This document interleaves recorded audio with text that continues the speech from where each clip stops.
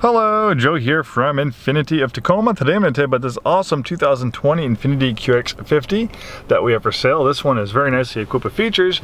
In fact, it is almost fully loaded. There's a few odds and ends that it doesn't have, but it's a lot more loaded than it is not loaded. I think maybe a couple features like the tow package and the quilted white interior are the only things it doesn't have. Aside from that, it pretty much has all the bells and whistles for 2020. And 2020 is a great year for the QX50 because in 2019 it got a complete ground up redesign, brand new platform, brand new pretty much everything, brand new vehicle, completely different than the old QX50.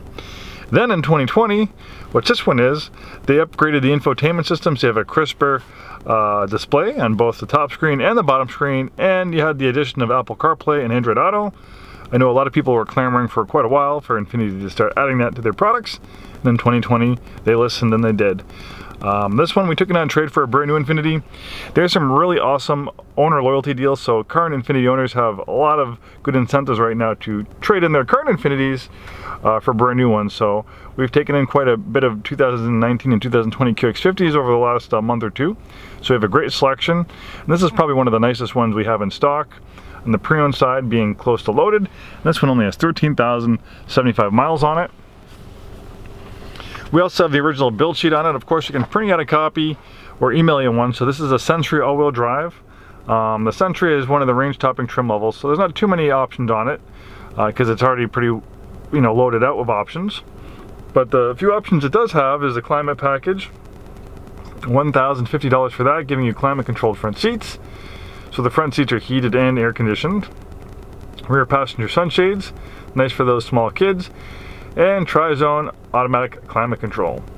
Then we have the proactive package. That is $1,600, giving you ProPilot Assist. So ProPilot Assist is basically your driver's assistance feature. So on the highway, ProPilot Assist can make steering assist, keeping you centered in the lane.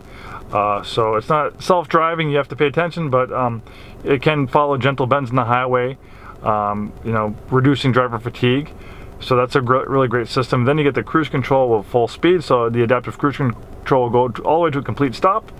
So that combined with the steering assist, it's close to being able to drive itself on the highway, but remember, you got to pay attention. It doesn't always see the lane markers, doesn't always see the car, so you got to be ready to intervene in case that happens. But most of the time it works like it's supposed to. Then we have a heads-up display, direct adaptive steering, and traffic sign recognition. The direct adaptive, I can't talk today. I'll slow down.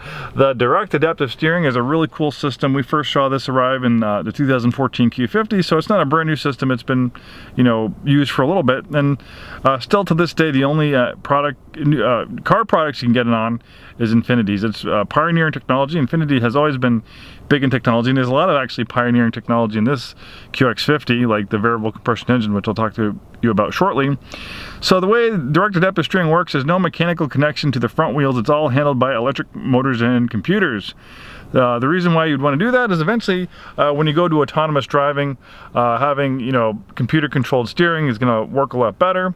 But how does it benefit you today? Well, obviously it works with that steering assist system, steering you back in your lane. If you veer out of it, or if there's someone in your blind spot, steering you back in your lane.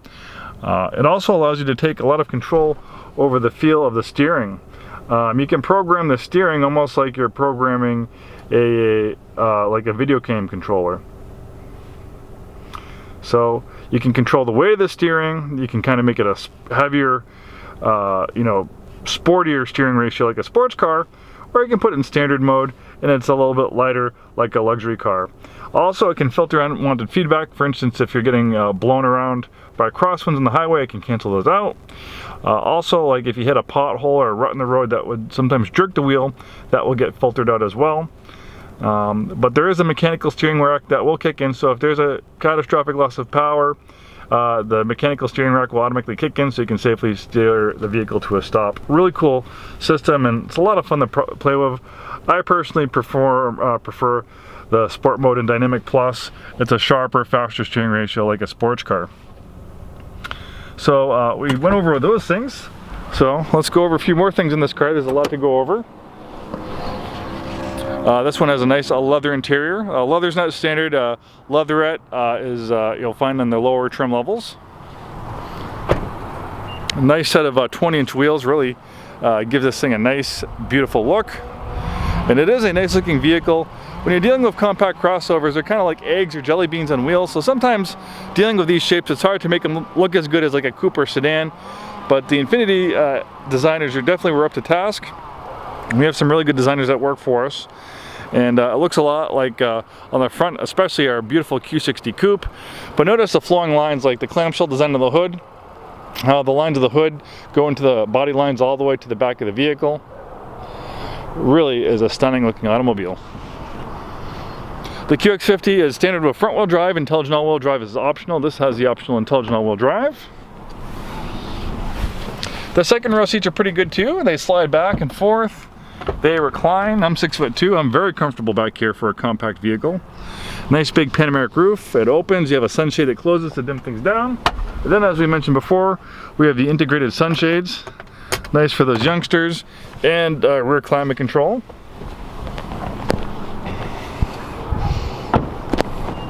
Power rear liftgate. Power rear liftgate wasn't even available on the older QX50s, so it's nice to have that. And of course you can fold down all those seats for more cargo space.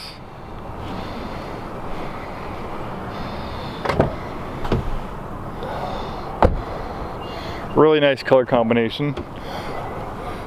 Easy to take care of. And lastly, let's talk about the engine. That's another cool piece of technology, because the QX50 pioneers brand new engine technology that Infiniti has been working on for 20 years. Finally, they have it to the point where they feel confident it can be reliable enough to put in a production automobile, which it has. We've had the QX50s, you know, they came out as 2019 models, but we started getting them in 2017, 2018. So we've seen miles on these engines. They've held up really well. I haven't seen any issues really with these engines. They've been proven to be pretty reliable, very reliable, I should say. So what this is a variable compression turbocharged 4-cylinder engine. So variable compression is really what's key about this engine. It can mechanically change its compression ratio on the fly, depending on if you need more power or if you want better fuel economy. So it's actually, you know, it's a kind of what we'd call a variable displacement engine. It's able to slightly change the cylinder displacement, which changes the compression ratio, as a mechanical arm that will change the compression ratio. So for instance, if you're just cruising along on the highway or back roads, you don't need all that power. You want, you know, the best fuel economy. The car can tell, and it will quickly change that compression ratio to a 14:1 compression ratio, which will maximize fuel efficiency. But let's say you start getting aggressive with the gas pedal, you're passing people, you're merging on the highway, the car can tell you want more power. It will quickly change that compression ratio to an 8:1 compression ratio, which will maximize output. Maximum output on this engine is 268 horsepower and 280 pound-feet of torque, so it's pretty quick. And in fact, even though it's a small 2-liter 4-cylinder engine, it makes more torque than the naturally aspirated 3.7-liter V6 it replaces, and it's also one of the most fuel-efficient vehicles in its class. Come and take it for a spin. Thanks so much for watching this video, and hope to see you soon.